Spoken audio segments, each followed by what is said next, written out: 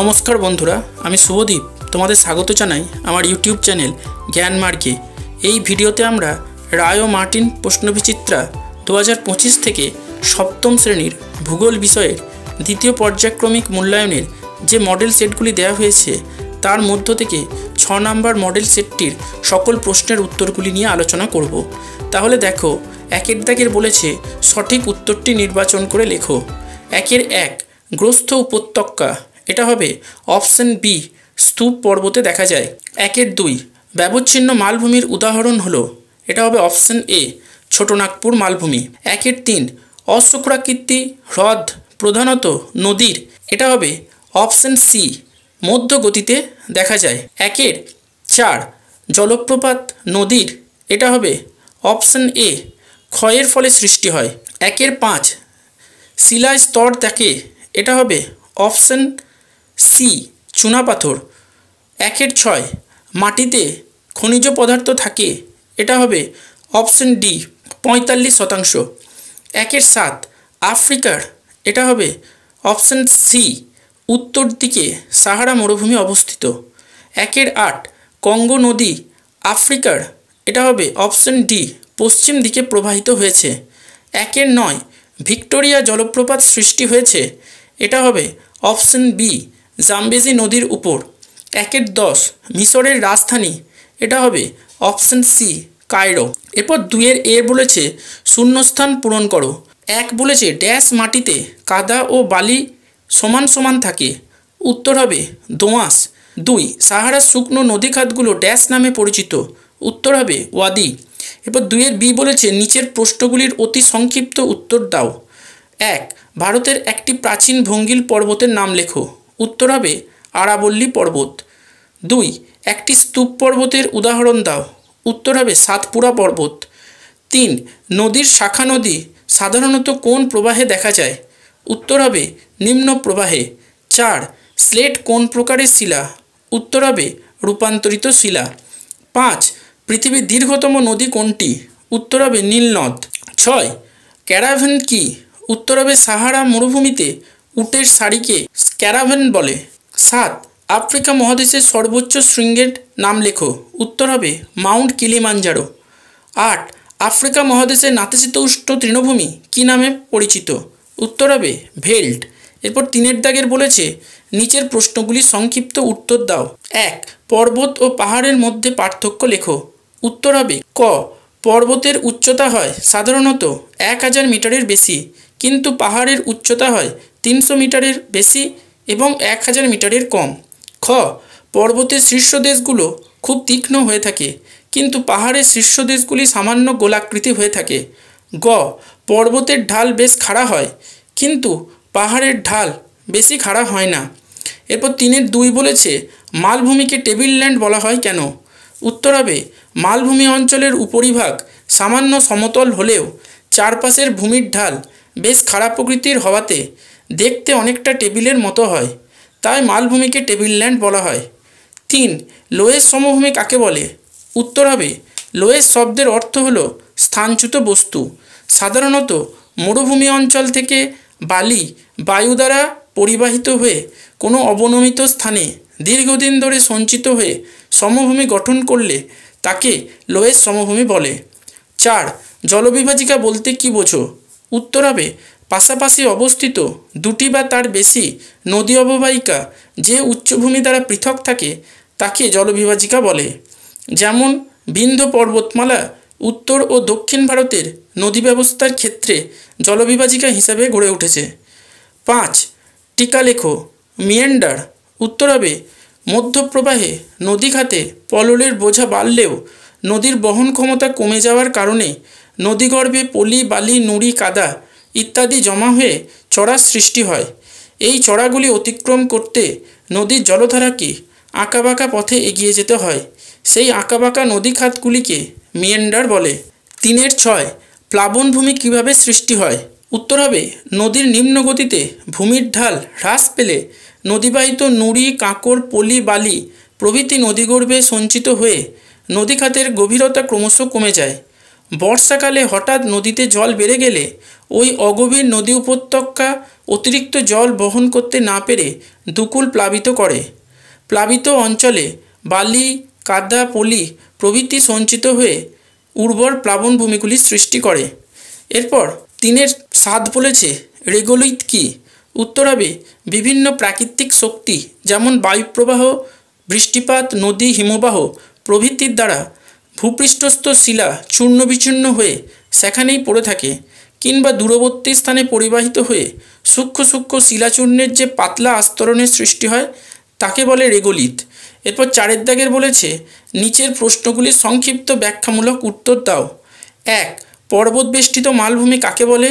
উদাহরণ দাও। উত্তর হবে ভূ আন্দোলনের ফলে ভঙ্গিল পর্বত সৃষ্টি হবার সময় তাদের মধ্যবর্তী অপেক্ষাকৃত নিম্ন স্থানসমূহ কিছুটা উঁচু ও খাড়া ঢালযুক্ত হয়ে মালভূমির আকার নেয়। চারিদিকে পর্বতবেষ্টিত থাকায় এই সমস্ত মালভূমিগুলিকে পর্বতবেষ্টিত মালভূমি বলে। এই মালভূমিগুলি সবচেয়ে বেশি উঁচু এবং বিস্তৃত হয়, যেমন হিমালয় এবং কুয়েনলুন পর্বতের মধ্যে অবস্থিত তিব্বত মালভূমি। এরপর 4.2 বলেছে নিম্ন গতিতে নদীর কাজ উল্লেখ করো।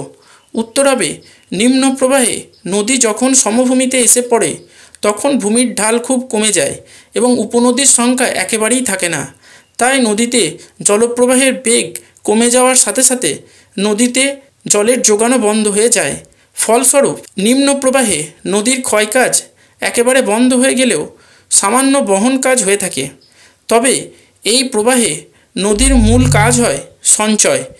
তাই নদীখাতে পলল সঞ্চয়ের কারণে বিভিন্ন সঞ্চয়জাত ভূমিরূপগুলি গড়ে ওঠে, যেমন প্লাবনভূমি, স্বাভাবিক বাঁধ, বদ্বীপ ইত্যাদি। এরপর 4.3 বলেছে বদ্বীপ কাকে বলে? বদ্বীপ গঠনের 3টি শর্ত লেখো। উত্তর হবে নিম্ন গতিতে সমভূমির উপর দিয়ে প্রবাহিত হওয়ার সময় নদীর গতিপথের ঢাল একেবারে কমে যায়, ফলে নদীগর্ভে পললের বোঝা বেড়ে যাওয়াতে জলস্রোতের বেগ কমে যাওয়ার কারণে নদী মোহনার নিকট বিপুল পরিমাণে পলি সঞ্চয়ের কারণে গ্রিক অক্ষর ডেল্টা ও বাংলা অক্ষর মাত্রাহীন বয়ের মতো দেখতে যে ভূমিরূপগুলি গঠন করে তাকে বদ্বীপ বলে। বদ্বীপ গঠনের 3টি শর্ত হলো ক. নদীর মোহনার নিকট জলের স্রোত কম থাকতে হবে। খ. নদী দ্বারা যথেষ্ট পরিমাণ পলি বহন করে আনতে হবে। গ. নদীর মোহনার নিকট সমুদ্রের স্রোতের প্রভাব কম থাকতে হবে। এরপর 4.4 বলেছে রূপান্তরিত শিলার বৈশিষ্ট্যগুলি লেখো। উত্তর হবে ক. রূপান্তরিত শিলাগুলি বেশ কঠিন এবং ভারী হয়। খ. বেশিরভাগ আগ্নেয় শিলা রূপান্তরিত হলে শিলার মধ্যে থাকা খনিজগুলি একদিকে চলে আসে, ফলে সেই শিলাগুলি থেকে উৎপন্ন রূপান্তরিত শিলাগুলি খুব ভালো স্ফটিকযুক্ত বা কেলাসাকার হয়। গ. পাললিক শিলা রূপান্তরিত হলে আগের থেকেও কঠিন হয় এবং প্রচণ্ড চাপ ও তাপের কারণে ওই শিলার মধ্যে থাকা জীবাশ্মগুলি নষ্ট হয়ে যায়। ঘ. রূপান্তরিত শিলার গঠন, ধর্ম, বর্ণ এবং আকার মূল শিলার থেকে অনেকটাই পরিবর্তন ঘটে। 4.5 বলেছে বহুমুখী নদী পরিকল্পনা কাকে বলে? বহুমুখী নদী পরিকল্পনার উদ্দেশ্যগুলি লেখো। উত্তর হবে যে পরিকল্পনার সাহায্যে নদীগুলির উপর বাঁধ দিয়ে একই সঙ্গে বিভিন্ন উদ্দেশ্য সাধন, বিশেষ করে নদী অববাহিকা অঞ্চলের অধিবাসীদের জীবনযাত্রার মানের সর্বাঙ্গীন উন্নতির জন্য নদী প্রবাহকে বিভিন্ন কাজে ব্যবহার করা হয়, তাকে বহুমুখী নদী পরিকল্পনা বলে। বহুমুখী নদী পরিকল্পনার উদ্দেশ্যগুলি হল ক. এই পরিকল্পনায় নদীতে নির্মিত বাঁধগুলি থেকে খাল কেটে কৃষিকাজের জন্য সারা বছর জলসেচের ব্যবস্থা করা হয়। খ. বাঁধগুলি থেকে সুড়ঙ্গের মধ্যে জল ছেড়ে ওই জলের প্রচণ্ড গতিবেগকে কাজে লাগিয়ে টারবাইন ঘুরিয়ে জলবিদ্যুৎ উৎপাদন করা হয়। গ. বাঁধের জলের সাহায্যে কৃত্রিম হ্রদ বানিয়ে মাছ চাষ করা হয়। ঘ. নদীতে বাঁধ দেওয়ার ফলে জলের গতি নিয়ন্ত্রিত হয়ে বন্যা নিবারণ সহজসাধ্য হয়। উয়া. বাঁধের জল পানীয় জলের সরবরাহ করতে ব্যবহার করা হয়। চ. পর্যটন শিল্পের প্রসার, পরিবহন, ভূমিক্ষয় প্রতিরোধ ও পরিবেশের উন্নয়ন সাধন প্রভৃতির সার্বিক উন্নতি হয়ে থাকে। এরপর 4.6 বলেছে সাহারা মরুভূমির আর্গ, হামাদা, রেগ বলতে কী বোঝো? উত্তর হবে আর্গ সাহারা মরুভূমির যেসব অঞ্চলে বালির স্তূপ জমা হয়ে ছোট পাহাড়ের মতো ভূমিরূপ গঠন করে সেগুলিকে বলা হয় আর্গ। হামাদা সাহারা মরুভূমির যেসব অঞ্চল শক্ত পাথরে ভর্তি, যেখানে বালির কোনো অস্তিত্বই চোখে পড়ে না, সেই অঞ্চলগুলিকে বলা হয় হামাদা। রেগ, সাহারা মরুভূমির যেসব অঞ্চলে বালির সঙ্গে পাথরের টুকরো একসঙ্গে মিশে থাকে, সেই অঞ্চলগুলিকে বলা হয় রেগ। এরপর 4-7 বলেছে, মিশরকে নীল নদের দান বলা হয় কেন? উত্তর হবে ক, উর্বর মৃত্তিকা। নীল নদে প্রত্যেক বছর বন্যার কারণে নতুন পললস্তর গঠিত হয়, যা এই নদের দুপাশের বিস্তীর্ণ অঞ্চলের মৃত্তিকাকে খুবই উর্বর করে তুলেছে। তাই এই অববাহিকা কৃষিকাজে বেশ সমৃদ্ধ। খ, জলসেচ ও অন্যান্য অর্থনৈতিক সুবিধা। নীল নদে বাঁধ দিয়ে সেই বাঁধের জল সেচের কাজে ব্যবহার করা হয়, তাই সারা বছরব্যাপী কৃষিকাজের সুযোগ পাওয়া যায়। এছাড়া মৎস্য আহরণ ও পর্যটন শিল্পের প্রসার লাভ করেছে। গ, জল পরিবহন। নীল নদের মাধ্যমে জল পরিবহনের সুবিধা থাকায় এই অববাহিকাতে ব্যবসা বাণিজ্যের বেশ প্রসার ঘটেছে, ফলে জীবিকার আকর্ষণে এখানে অনেক মানুষ বসবাস করে। এরপর 5 দাগের বলেছে, নিচের প্রশ্নগুলির উত্তর দাও। 5-1, মানব জীবনে পর্বতের প্রভাব আলোচনা করো। উত্তর হবে ক, উঁচু পর্বতের বরফ গলা জল থেকে প্রচুর নদীর সৃষ্টি হয়। এই নদীগুলো থেকে সারা বছর জল পাওয়া যায়, যেমন হিমালয় পর্বত থেকে সৃষ্ট গঙ্গা, ব্রহ্মপুত্র, সিন্ধু নদী। খ, জলীয় বাষ্পপূর্ণ বাতাস পর্বত দ্বারা বাধা পেয়ে শৈলতকে বৃষ্টিপাত ঘটায়, যেমন হিমালয় পর্বতে বাধা পেয়ে দক্ষিণ পশ্চিম মৌসুমী বায়ু ভারতে বৃষ্টিপাত ঘটায়। গ, পর্বত বিরাট প্রাচীরের মতো বায়ুপ্রবাহকে আটকাতে পারে, যেমন হিমালয় পর্বতমালা শীতকালে সাইবেরিয়া থেকে আগত তীব্র শীতল বাতাস ভারতে প্রবেশে বাধা দিয়ে শীতের তীব্রতা কমিয়ে দেয়। ঘ, পার্বত্য অঞ্চলের খরস্রোতা নদীগুলো জলবিদ্যুৎ উৎপাদনে সহায়ক হয়। উয়া, পার্বত্য অঞ্চলে সাধারণত মূল্যবান নরম কাঠের সরলবর্গীয় বনভূমি গড়ে ওঠে। চ, পর্বতের ঢালগুলোতে ভালো পশুচারণ ক্ষেত্রগুলি গড়ে উঠেছে। আবার পর্বতের ঢালে ধাপ কেটে চাষবাসের সুবিধা পাওয়া যায়। ছ, কিছু কিছু পার্বত্য অঞ্চলে মূল্যবান খনিজ সম্পদ, শিলা, বোল্ডার ইত্যাদি পাওয়া যায়। বর্গীর জ, পার্বত্য অঞ্চলের প্রাকৃতিক সৌন্দর্য, ঠান্ডা আরামদায়ক আবহাওয়ার জন্য ভালো পর্যটন কেন্দ্রগুলি গড়ে উঠেছে, যেমন সিমলা, দার্জিলিং, উটি প্রভৃতি। এরপর 5-2 বলেছে, মানুষের জীবনের সঙ্গে নদীর সম্পর্ক খুব নিবিড়, ব্যাখ্যা করো। উত্তর হবে, মানুষের প্রাচীনতম সভ্যতাগুলি গড়ে উঠেছিল কোনো না কোনো নদীর তীরবর্তী অঞ্চলে। যেমন প্রাচীন সিন্ধু সভ্যতা গড়ে উঠেছিল সিন্ধু নদীর তীরে। নদী কেবলমাত্র সভ্যতার জন্মই দেয় না, এবং সভ্যতার লালন পালন ও প্রসারেও সাহায্য করে। তাই মানব জীবনে নদীর প্রভাব ভীষণ উল্লেখযোগ্য। সেই প্রভাবগুলির মধ্যে অন্যতম হল ক, নদীর জল জলসেচ, জলবিদ্যুৎ উৎপাদন, পরিবহন, শিল্প কলকারখানা স্থাপনে সাহায্য করে। খ, নদীর পাশে গড়ে ওঠা প্লাবনভূমিগুলির মৃত্তিকা অত্যন্ত উর্বর হওয়াতে কৃষিকাজের প্রসারে সাহায্য করে। গ, নদী থেকে মাছ শিকার করে এবং মূল্যবান জলজ উদ্ভিদ, খনিজ দ্রব্য, রত্ন ইত্যাদি আহরণ করে মানুষেরা জীবিকা নির্বাহ করে। ঘ, নদীকে কেন্দ্র করে অনেক বিনোদনমূলক কর্মকাণ্ড গড়ে ওঠে, যেমন নৌকাবিহার, পার্ক, কায়াকিং, যা পর্যটন শিল্পের প্রসারে সাহায্য করে। উয়া, নদীকে কেন্দ্র করে বন্দর গড়ে ওঠে, যা ব্যবসা বাণিজ্যের প্রসারে সাহায্য করে। চ, নদী পরিবেশ ও বাস্তুতন্ত্রের ভারসাম্য রক্ষা করতে সাহায্য করে। এরপর 5-3 বলেছে, নীল নদের গতিপথ লেখো। উত্তর হবে, প্রায় 6650 কিলোমিটার দীর্ঘ নীলনদ শুধু আফ্রিকা নয়, সারা বিশ্বের দীর্ঘতম নদী। আফ্রিকার মোট জলপ্রবাহের প্রায় 10% এই নদী দিয়ে বয়ে যায়। 2টি প্রধান জলধারা এই নদী তৈরি করেছে।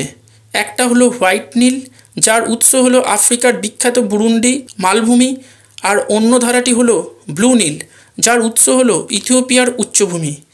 এই 2টি জলধারা উত্তর সুদানের রাজধানী খার্তুম শহরের নিকট মিলিত হয়েছে। এরপর এই মিলিত প্রবাহ উত্তর দিকে প্রবাহিত হয়ে সাহারা মরুভূমির পূর্ব প্রান্তকে করে তুলেছে শস্য শ্যামলা। অবশেষে জলধারাটি মোহনার কাছে এক বিরাট বদ্বীপ সৃষ্টি করে ভূমধ্যসাগরে পতিত হয়েছে। 5-4, আফ্রিকা মহাদেশের যে কোনো 3টি জলবায়ু অঞ্চলের বর্ণনা করো। উত্তর হবে ক, নিরক্ষীয় জলবায়ু।